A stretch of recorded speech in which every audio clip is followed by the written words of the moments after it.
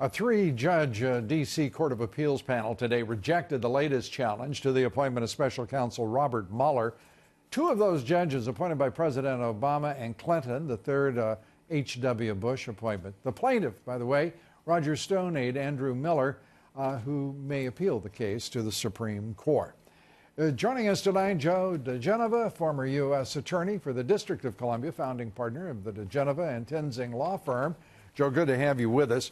I want to start with the judge in the Ninth Circuit Court of Appeal whose vote was counted by his colleagues in a ruling overturned by the Supreme Court. And I love the way they put it together. A judge is appointed for life, but not eternity. What is your perspective on that? The Ninth Circuit tries to do everything it can to get itself reversed. And here they counted the vote of a dead judge to get a ruling that they wanted. Pretty embarrassing for the Ninth Circuit. I thought the Supreme Court, which issued an unsigned opinion in which they said, as you just noted, judges are appointed for life but not for eternity, was a marvelous smackdown to the left-wing nuts on the Ninth Circuit.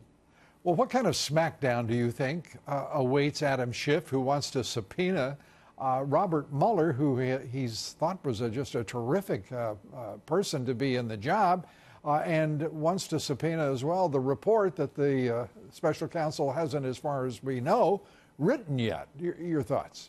Well, first of all, if he tries to subpoena Robert Mueller, Mueller is an employee of the Justice Department. He's not his own Justice Department. He works for Bill Barr. So Bill Barr will determine whether or not he responds to the subpoena, and he will decide that he will not respond to the subpoena because he's not allowed to talk about his investigation, and he's not going to go up on Capitol Hill and describe his investigation, the grand jury information, which he cannot discuss by law, and the classified information, which he cannot disclose. As far as whether or not he's going to win, if he issues a subpoena and tries to go to court, he's going to lose. So I have no idea. Schiff just wants publicity. He is just an appalling individual.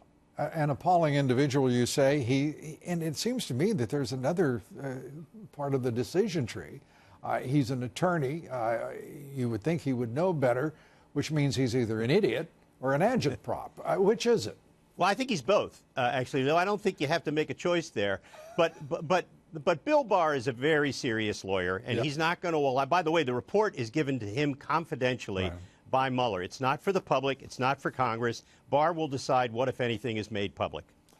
And what is made public? We're listening to Andrew McCabe confess to the coup, the attempted overthrow of a president day after day, and yet none of the people who were involved in that attempted coup have been so much as prosecuted.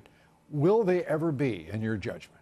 Yes, I think they will be. I think Bill Barr's appointment was a milestone in accountability for the Obama administration, FBI, and Department of Justice. They broke the law. They got FISA warrants illegally. They illegally wiretapped Americans. They unmasked Americans illegally and leaked that information to the press. All crimes. They violated the Espionage Act. I expect Bill Barr to investigate this, and I expect people to be charged, including McCabe and others. It's not going to happen overnight, but Mr. Barr is a very, very serious attorney general, and they are scared to death of him inside the Department of Justice and the FBI at the highest levels.